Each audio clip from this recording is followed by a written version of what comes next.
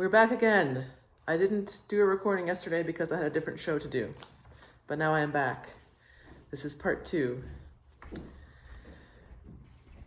Years and years ago, when I was a boy, when there were wolves in Wales, and birds the color of red flannel petticoats whisked past the harp-shaped hills, when we sang and wallowed all night and day in caves that smelt like Sunday afternoons in damp front farmhouse parlors, and we chased, with the jawbones of deacons, the English and the bears, before the motor car, before the wheel, before the Duchess-faced horse, when we rode the daft and happy hills bareback, it snowed, and it snowed.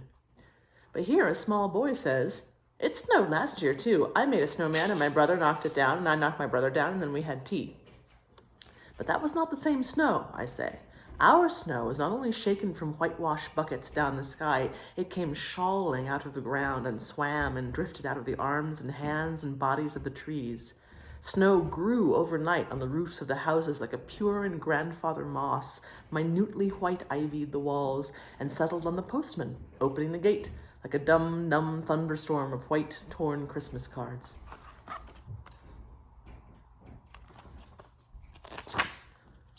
Were there postmen then, too? With sprinkling eyes and wind-cherried noses, on spread frozen feet, they crunched up to the doors and mittened on them manfully. But all that the children could hear was the ringing of bells.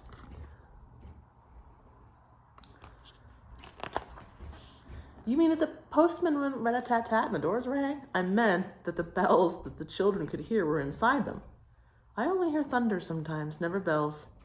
There were church bells, too. Inside them? No. In the bat-black, snow-white belfries, tugged by bishops and storks, and they rang their tidings over the bandaged town, over the frozen foam of the powder and ice cream hills, over the crackling sea. It seemed that all the churches boomed for joy under my window, and the weathercocks crew for Christmas on our fence. Get back to the postmen. Well, they were just ordinary postmen, fond of walking and dogs and Christmas in the snow. They knocked on the doors with blue knuckles. Ours has got a black knocker, and then they stood on the white welcome mat in the little drifted porches and huffed and puffed, making ghosts with their breath, and jogged from foot to foot like small boys wanting to go out. And then the presents?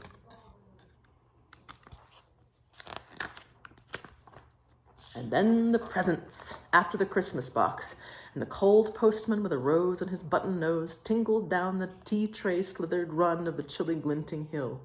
He went in his ice-bound boots like a man on fishmonger's slabs. He wagged his bag like a frozen camel's hump, dizzily turned the corner on one foot, and by God, he was gone.